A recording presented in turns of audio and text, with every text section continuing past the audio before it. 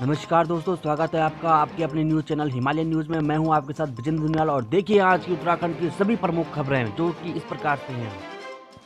EPF ब्याज दर घटकर 8.1%, 4 दशक में सबसे कम।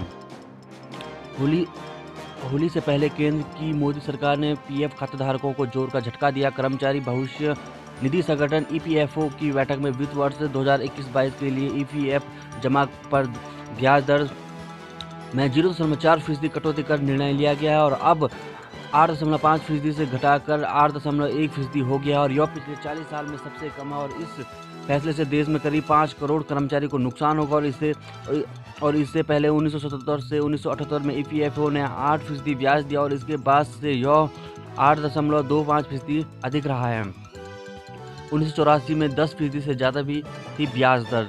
देश में खातेधारकों के लिए 1952 में पीएफ पर ब्याज दर 3% थी। इसके बाद बढ़ोतरी होती रही और 1972 में पहली बार यह 6% से ऊपर गया था। 1984 में पहली बार 10% से ऊपर पहुंची थी। 1989 से 1999 का वक्त सबसे बेहतर था और इस दौरान 12% ब्याज मिलता था और इसके बाद इसमें कटौती होती गई और 1999 के बाद दर में कभी भी 10% से कम नहीं पहुंची और पिछले साल 7 सालों में यह 8.50% या इससे कम हो गई है। अब बीटेक और बीई बिना जेईई मेन के भी दाखिला। इंजीनियरिंग में दाखिले के लिए अब जेईई मेन की अनिवार्यता नहीं रहेगी और अखिल भारतीय तकनीकी शिक्षा परिषद आगामी शैक्षणिक सत्र से बीटेक और बीई प्रोग्राम में दूसरे वर्ष से लैटरल एंट्री से दाखिले की सुविधा शुरू करने जा रही है और इसके तहत 2 या 3 वर्षीय डिप्लोमा धारक इंजीनियरिंग और प्रौद्योगिकी की किसी भी ब्रांच में दाखिला ले सकते हैं। सातवें आसमान पर बेटियां, विंडीज को 155 रन से रौंदा। महिला विश्व कप में रिकॉर्ड की बारिश। भारतीय टीम ने शनिवार को महिला विश्व क्रिकेट में वेस्टइंडीज को 155 रन से रौंद दिया और भारत ने 317 रन का अपना श्रेष्ठ स्कोर दिया और वेस्टइंडीज के खिलाफ भारत की ये लगातार 7वीं जीत है।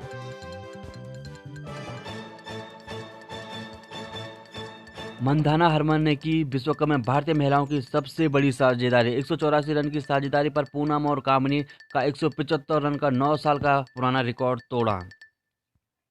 भारतीय टीम के 252 रन। पिंक घरेलू टेस्ट में पहली पारी का श्रेष्ठ प्रदर्शन। गुलाबी गेंद और चिन्नास्वामी स्टेडियम पर सूखी पिच भी भारत श्रीलंका के खिलाफ 3 दिन रात्रि के टेस्ट में 252 रन का सम्मानजनक स्कोर खड़ा करने से नहीं रोक पाई और यह श्रेयस अय्यर की 98 गेंदों में खेली गई 92 रन की पारी रही जिसमें टीम इंडिया को 126 रन पर 5 विकेट के बाद मुश्किल समय से निकाला और 252 रन का स्कोर भले ही छोटा लग रहा है लेकिन परिस्थितियों के मद्देनजर यह स्कोर चुनौतीपूर्ण नजर आता है। और स्कोर बोर्ड। रोहित के छक्के से दर्शक जख्मी। कप्तान रोहित शर्मा ने टेस्ट की शुरुआत में डीप मिड विकेट पर ऐसा छक्का जड़ा जो कि दर्शक दीर्घा में एक दर्शक की नाक पर जाकर लगा और नाक पर गेंद लगने से यह दर्शक बुरी तरह से जख्मी हो गया और उसे फौरन एक्सरे के लिए अस्पताल ले जाया गया। और रोहित के छक्के से पहले भी दर्शक जख्मी हो चुके हैं और एक बार तो उन्होंने दर्शक से माफी भी मांगी।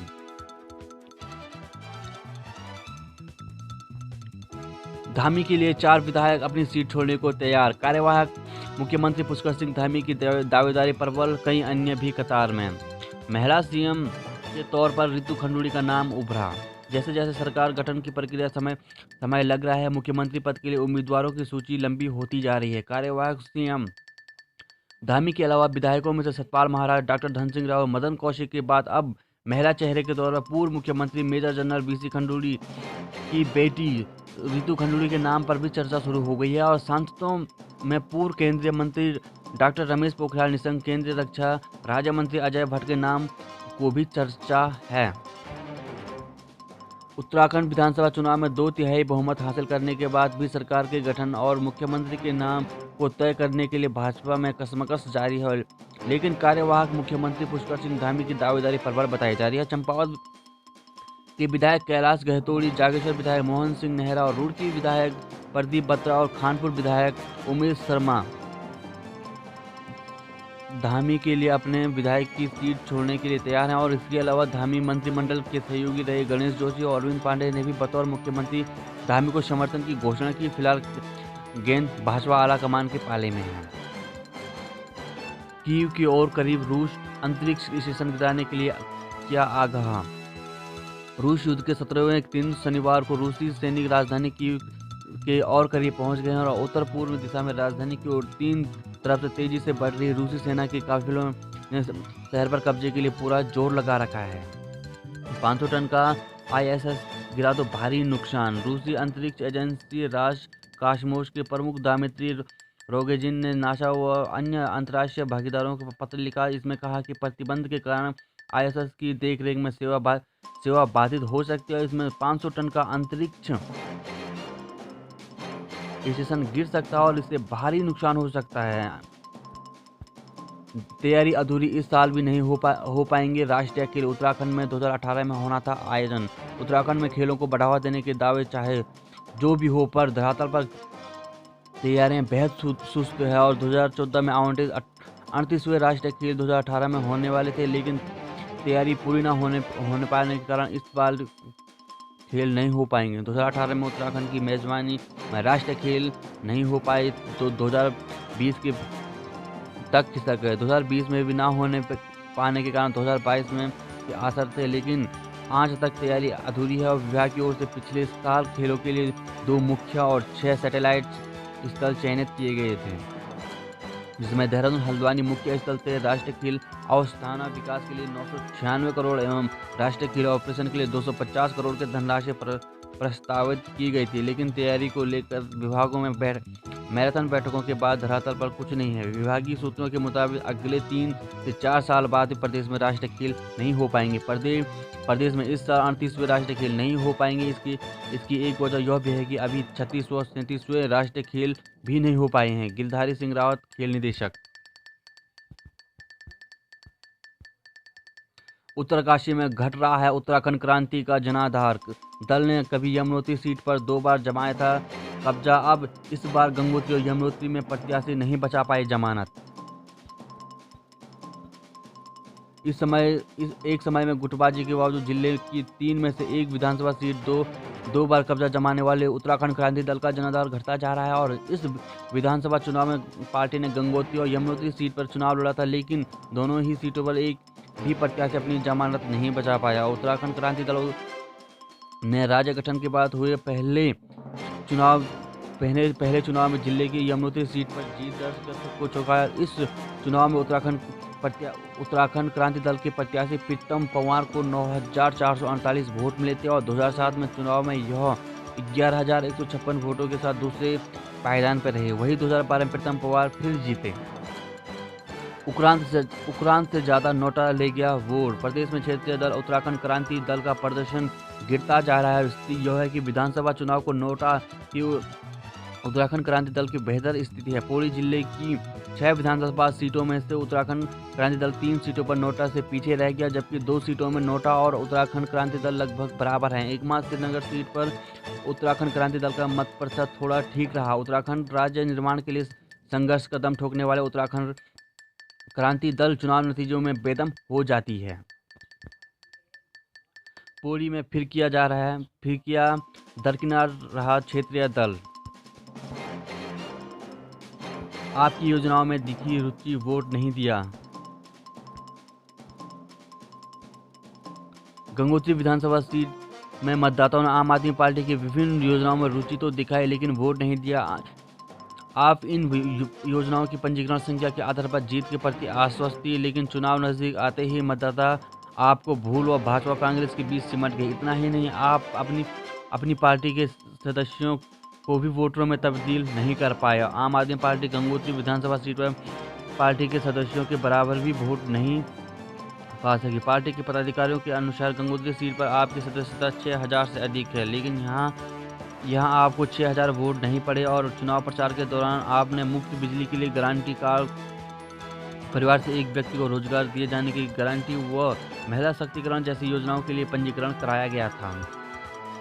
2000 का आंकड़ा नहीं छू पाया कोई भी प्रत्याशी। जिले में आपने 6 सीटों पर प्रत्याशी चुनाव मैदान में उतारे थे। कोटद्वार कोटद्वार से आप प्रत्याशी अरविंद वर्मा सबसे ज़्यादा 1975 वोट पाए। इसके बाद चौपटा से दिग्मोहन नेगी 1908 और पौड़ी मनोहर लाल पहाड़ी 736 और श्रीनगर से गजेंद्र चौहान 700, यमकेश्वर से अविरल 454 और लहसुन से नरेंद्र गिरी को मात्र 304 मत ही मिले।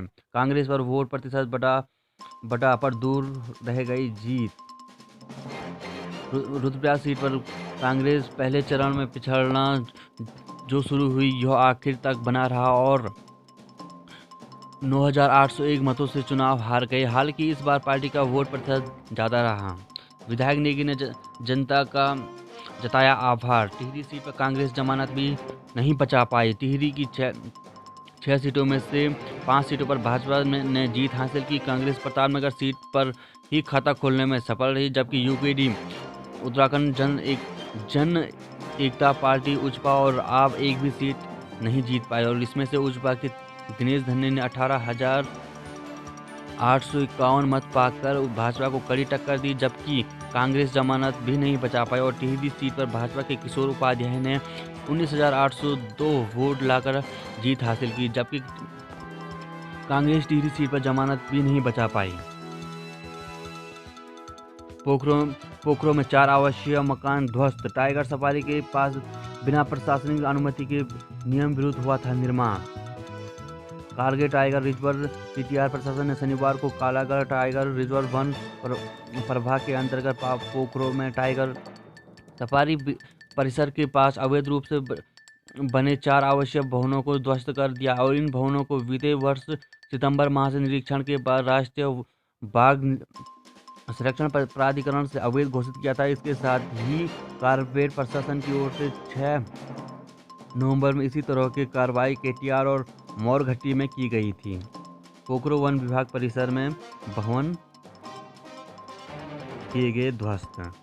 विवादों के कारण पूरा नहीं हो सका पोखरो टाइगर सफारी का निर्माण। कोटद्वार से करीब 30 किमी दूर कारपेट टाइगर रिजर्व में केटीआर वन प्रभाग की पाखरो रेंज में प्रधानमंत्री के ड्रीम प्रोजेक्ट टाइगर सफारी का निर्माण कार्य अभी पूरा नहीं हो सका। निर्माण के दौरान से ही यह क्षेत्र विवादों में आ गया और टिहरी सफारी के निर्माण के लिए अनुमति से अधिक पेड़ काटे जाने और पुलों को निर्माण करने की शिकायत जांच के लिए एनटीसीए की 3 दिवसीय टीम ने बीते वर्ष सितंबर में कालागढ़ होते हुए पाखरो मोरपट्टी में निरीक्षण किया और इस दौरान एनटीसीए की टीम को वन अधिकारियों की ओर से सभी पत्रावलियों और अनुमति के दस्तावेज सौंपे गए थे।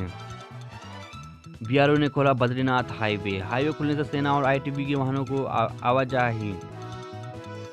बीआरओ ने बद्रीनाथ हाईवे माणा तक और जोशीमठ मलारी हाईवे बॉर्डर के अंतिम क्षेत्र रिमखिम तक खोल दिया है और बर्फ पड़ी होने के से कई दिनों से हाईवे बंद पड़ा था और हाईवे के बाद यहां सेना और आईटीबीपी के वाहनों में आवाजाही शुरू हो गई है और पिछले दिनों लगातार हुई बर्फबारी के कारण बद्रीनाथ हाईवे हनुमान चट्टी के आगे बंद हो गया था और मौसम खुलने के बाद बीआरओ ने हाईवे खोलने के काम शुरू किया था। हाईवे पर कई जगहों से 15 से 20 फीट ऊंचे हिमखंड आए हुए थे, जिसमें काट कर सड़क खोलने से बीआरओ को खासी मशक्कत करनी पड़ी। वहीं बीआरओ ने जोशीमठ मलारी हाईवे बॉर्डर को अंतिम क्षेत्र रिमखिम खोल दिया है। वही मलारी नित्य मोटर मार्ग से बर्फ हटाकर इसे खोल दिया गया है।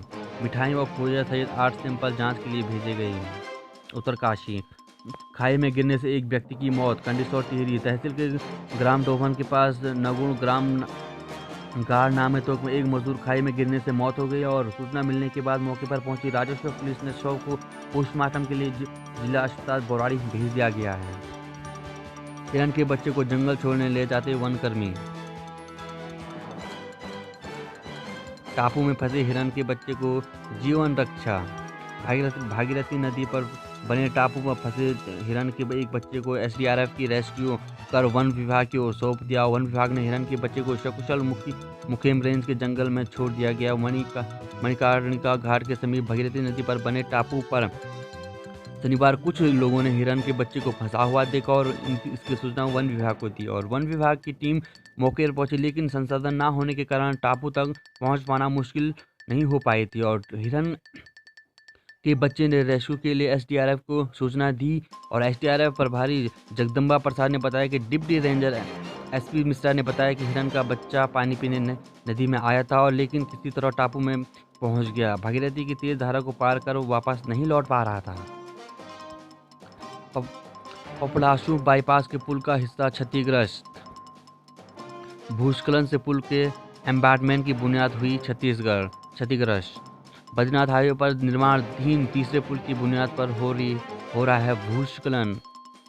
ऑल वेदर रोड परियोजना में ऋषिकेश बद्रीनाथ हाईवे पर पपड़ासू बाईपास और प्रस्तावित तीसरे पुल का निर्माणाधीन एबैटमेंट की बुनियाद भूस्खलन से क्षतिग्रस्त हो गई है। साथ ही दूसरी तरफ भी एबैटमेंट निर्माण के लिए पूरी पहाड़ी को खोदा गया है, जिससे बरसात में भूस्खलन का खतरा बना हुआ है। ग्रामीण व जनप्रतिनिधियों ने प्रशासन और एनएच के मामले में जांच की मांग की और साथ ही 2.5 किमी लंबे बाईपास और 3 पुलों का निर्माण औचित्यहीन है। झालीमठ में थम नहीं रहा है भूस्खलन, दहशत में है प्रभावित।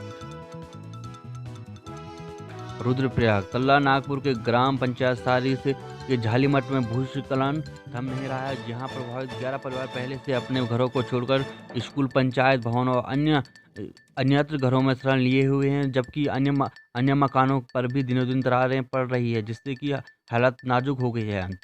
ग्रामीणों ने शासन प्रशासन से बरसात से पूर्व विस्थापन की मांग की। चमोली व रुद्रप्रयाग जनपद की सीमांकन बिंदु कावेरी गदेरे के दाईं तरफ पहाड़ी से हो रहे भूस्खलन से राजवंशी ग्राम झालीमठ का अस्तित्व भी खतरे में आ गया है। बीते 28 फरवरी से शुरू हुए भूस्खलन यहां थम नहीं रहा है, जिससे ग्रामीण दहशत में आ चुके हैं। पीड़ित सुरेश चंद्र, रमेश चंद्र और दिनेश चंद्र, वीरेश चंद्र, कुशाल कुमार, अनिल आर्य आदि का कहना है कि 2 सप्ताह से ग्रामीण दहशत में छाए में जीने के लिए मजबूर हैं। प्रभावित पूजा देवी ने बताया कि प्रशासन व राजस्व विभाग की टीम ने प्रभावितों को 5 किलो चावल, आटा, चीनी, नमक तथा सीमित रखा और एसडीआरएफ की अपर्णा ढोंडियाल ने बताया कि प्रभावित क्षेत्र का भू वैज्ञानिक निरीक्षण कर चुके हैं और रिपोर्ट के आधार पर आगे की कार्रवाई की जाएगी। नगुण के सांगों में 24 साल बाद भी नहीं बना पुल, ग्रामीण जान जोखिम में डालकर सफर करने के लिए मजबूर। बारिश के दौरान बढ़ जाती हैं मुश्किलें।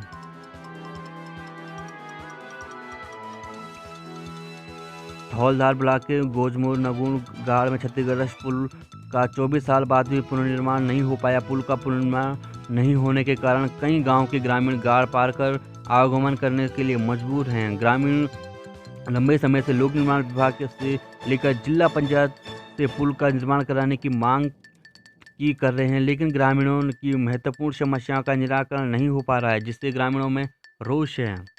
पुल नहीं बनने से नदी से जा रहे हैं लोग।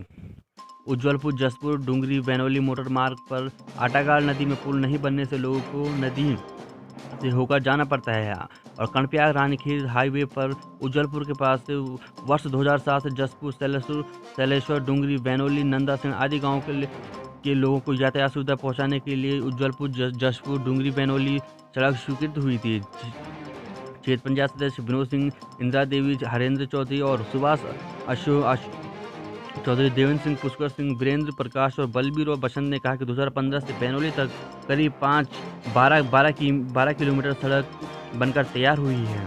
चुनाव के बाद अब 4 धाम यात्रा की तैयारी में जुटा जिला प्रशासन। गोपेश्वर चमोली जिला प्रशासन विधानसभा चुनाव निपटाने के बाद अब 4 धाम यात्रा की तैयारी में जुट गया है।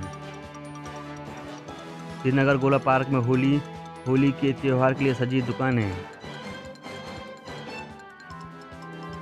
वनों को आग से बचाने के लिए निकाली जागरूकता यात्रा। गोपेश्वर पोखरी में पेट्रोल पंप शुरू करवाने की मांग। अभिलेख का निरीक्षण में एसपी ने पाई कमी। जोशीमठ एसपी श्वेता चौबे ने शनिवार को कोतवाली जोशीमठ का वार्षिक निरीक्षण किया और कोतवाली विभिन्न रजिस्टरों का निरीक्षण करते हुए असंतुष्टि जाहिर की। पारंपरिक साधनों से बिजली पैदा करना हो रहा है महंगा। गढ़वाल विश्वविद्यालय के मैकेनिकल इंजीनियरिंग विभाग की ओर से सौर ऊर्जा इसके भविष्य की संभावना, रोजगार और व्यवसाय पर इसके प्रभावों को लेकर वेबिनार आयोजित किया गया है, जिसमें 300 से अधिक छात्र छात्राओं एवं अध्यापकों ने प्रतिभाग किया।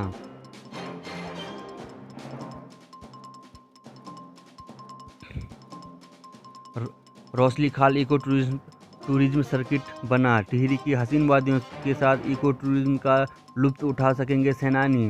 टिहरी की सैर पर आने वाले सेनानी अब जल्दी हसीन वादियों के बीच इको टूरिज्म का लुत्फ उठा सकेंगे। वन विभाग का रौसली खाल कोडिया सुरेद इको टूरिज्म सर्किट बनकर तैयार हो गया है। फसल बर्बाद कर रहे हैं जंगली सूअर। भिलंगना ब्लॉक में कोटी फैगुल पट्टी के कई गांवों में जंगली सूअर खेती को नुकसान पहुंचा रहे हैं। परेशान काश्तकारों को जंगली जानवरों से फसल बचाने के लिए रत जगह करने के लिए मजबूर हैं। कोटी फैसुल पट्टी के पोखल कोटी और खाला पट्टी सियालकोट मागरो कांडीखाल में इन दिनों आलू की खेती तैयार होने वाली है, लेकिन जंगली जानवरों के खेतों को खोलकर आलू की फसल बर्बाद कर रहे हैं। छात्रों ने पॉलीथीन मुक्त भारत पर चर्चा। 345 रिक्रूट बने भारतीय सेना के अंग। Lansdowne Garhwal rifle regiment GRC के नायक भवानी दत्त जोशी अशोक चक्र परेड ग्राउंड में 345 रिक्रूट की पासिंग आउट परेड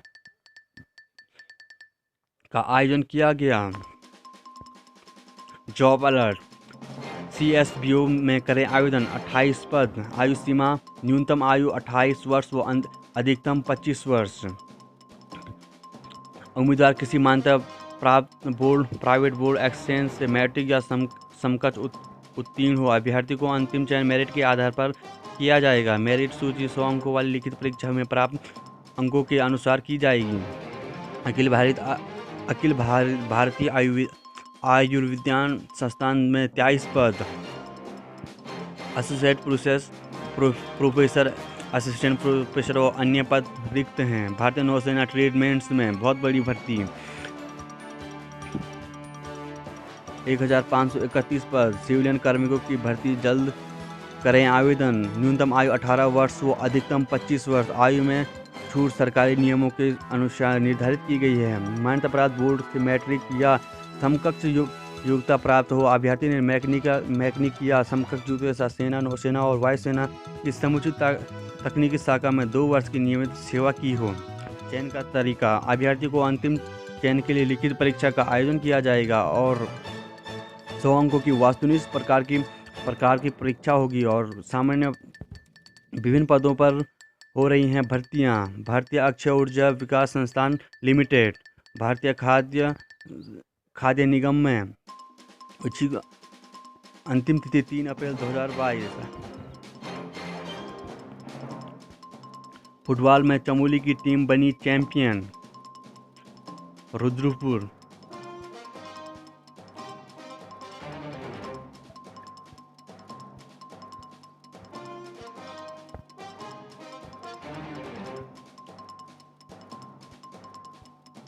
हिंदुत्व के सूत्रधार, न सिर्फ पार्टी की भलाई के लिए बल्कि भारतीय लोकतंत्र में के हित में गांधी को न केवल पार्टी के नेतृत्व से अलग हो जाना चाहिए बल्कि राजनीति से भी रिटायर हो जाना चाहिए। नेहरू गांधी परिवार की कांग्रेस में मौजूदगी ने नरेंद्र मोदी और भाजपा को सरकार की नाकामियों पर ध्यान भटकाने का अवसर दिया है। कौन बताए क्या धूल क्या फूल। सामाजिक धार्मिक सुधार इन दुनिया के लिए इस दुनिया में अब और मुश्किल होते जा रहे हैं। सुनी आंखें जब ढूंढेंगी उनको, एक दिन यह युद्ध खत्म हो जाएगा।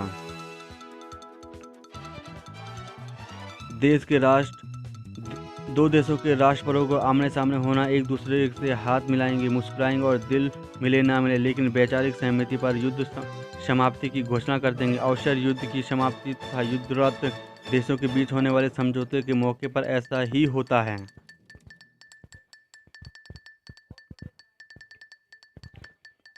तेरह जिले, 17 विधानसभा क्षेत्र, कई उलटफेर। भाजपा की दोबारा जीत, कर्नल की जमानत जब्त। रुद्रप्रयाग, भाजपा को भी नहीं थी बम्पर जीत की उम्मीद।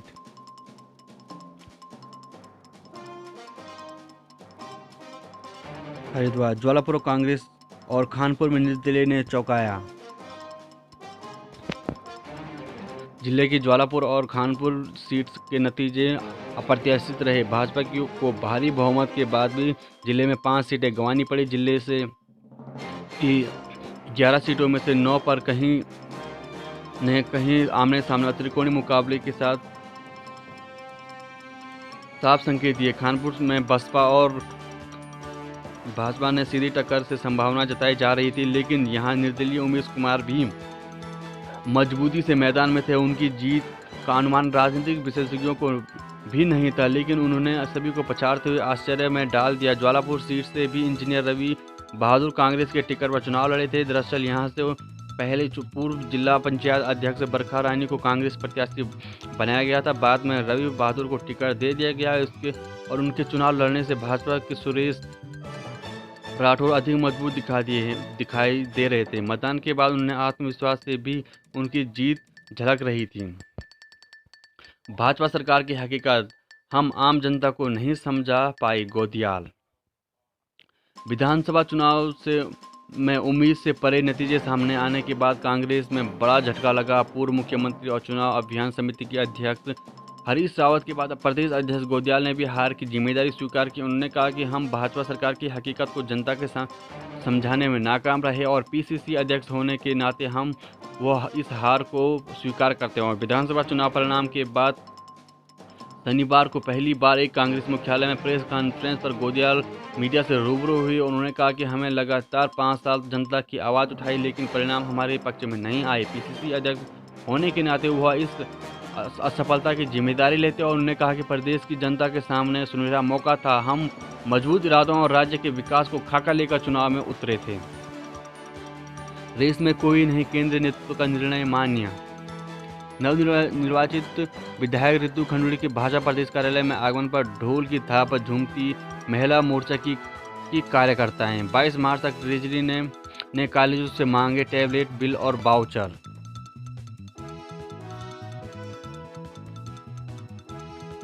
प्रदेश में डिग्री कॉलेजों में अध्ययनरत छात्र छात्राओं का चुनाव से ऐन वक्त टैबलेट वितरण के लिए जारी 1 अरब 26 करोड़ बजट पर संकट के बादल मंडराने लगे हैं। ट्रेजरी से सभी डिग्री कॉलेजों में टैबलेट खरीद के बिल और वाउचर 22 मार्च तक मांगे हैं। यह बजट चालू वित्तीय वर्ष के लिए आवंटित हुआ था और इस वर्ष में खर्च न होने पर यह लैप्स हो जाएंगे और इसमें तकनीकी पेच फंसने से उच्च शिक्षा निदेशालय में खलबली मच गई और